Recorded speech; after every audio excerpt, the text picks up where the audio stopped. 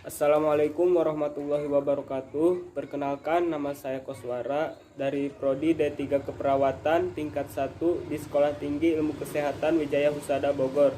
Di sini saya akan menayangkan sebuah video untuk memenuhi tugas mata kuliah psikologi. Sebelum membahas perkembangan kepribadian perawat, alangkah baiknya kita terlebih dahulu mengetahui arti dari kepribadian. Kepribadian atau personality berasal dari kata personare yang berarti topeng. Hal ini lambat laun berubah jadi istilah tentang gambaran sosial atau peran tertentu pada diri individu.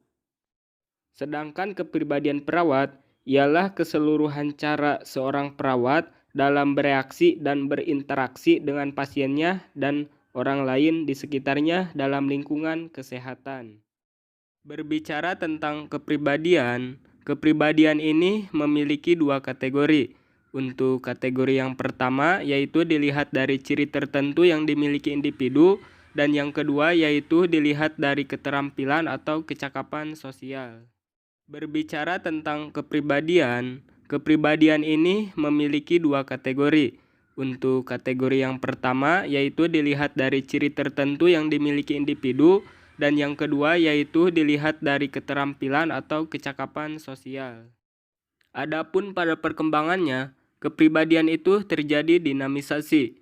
Hal ini dikarenakan adanya konsentrasi energi seperti lapar, haus, dan sebagainya yang disebut dengan motif.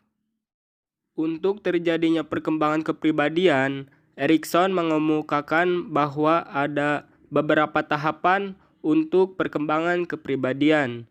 Untuk tahap yang pertama yaitu masa bayi atau infansi, yang kedua yaitu masa kanak-kanak, yang ketiga masa prasekolah, yang keempat masa sekolah, yang kelima masa remaja, yang keenam masa dewasa awal, yang ketujuh masa dewasa, dan yang terakhir yaitu masa hari tua.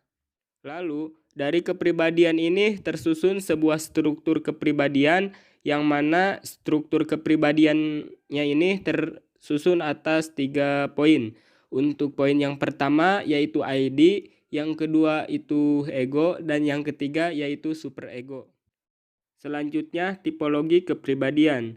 Tipologi adalah usaha untuk menggambarkan kepribadian manusia dengan melakukan kategorisasi dan penyederhanaan terhadap berbagai kemungkinan kombinasi kepribadian.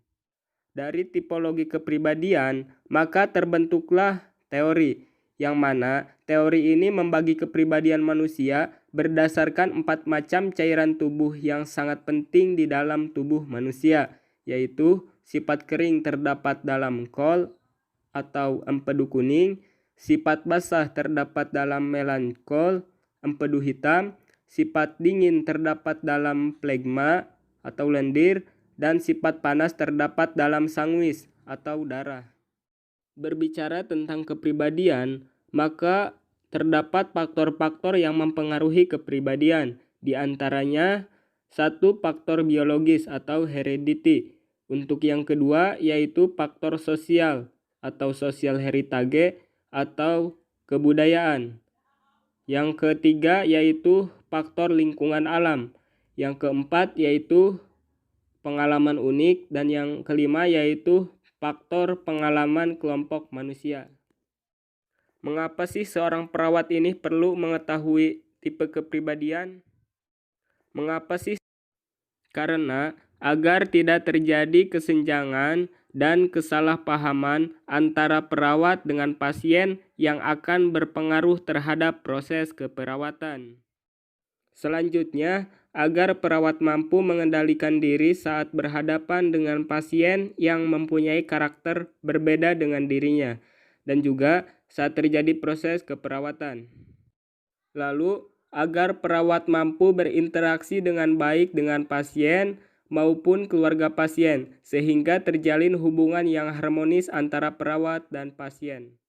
Sebagai sebuah profesi yang mulia, seorang perawat harus memiliki sikap yang mencerminkan kepribadian yang baik. Sikap yang mencerminkan kepribadian perawat yang baik, contohnya seperti 1. Mampu menilai diri sendiri secara realistik. Yang kedua, mampu menilai situasi secara realistik. Yang ketiga, yaitu mampu menilai prestasi yang diperoleh secara realistik. Dan yang keempat, yaitu menerima tanggung jawab. Untuk melihat kepribadian seorang perawat, maka harus dilihat dari ciri-cirinya, yang mana ciri-cirinya ini sebagai berikut. Untuk melihat kepribadian seorang perawat, maka harus dilihat dari ciri-cirinya, yang mana ciri-cirinya ini sebagai berikut. Kesehatan fisik dan kesehatan yang baik, murah hati, loyalitas, penampilan menarik, berjiwa positif, ramah, simpati, kerjasama, menerapkan sikap sopan dan santun, dan masih banyak lagi. Untuk mendapatkan kepribadian yang baik, seorang perawat harus melakukan cara-cara seperti melalui 3 cara. Untuk yang pertama yaitu melalui proses pendidikan, yang kedua yaitu melalui pendekatan individu, dan yang ketiga yaitu melalui pendekatan organisasi. Mungkin itu saja pemaparan materi mengenai perkembangan kepribadian dari saya. Jika ada kesalahan dan kekurangan mohon dimaklumi karena saya masih dalam tahap belajar. Terima kasih. Wassalamualaikum warahmatullahi wabarakatuh.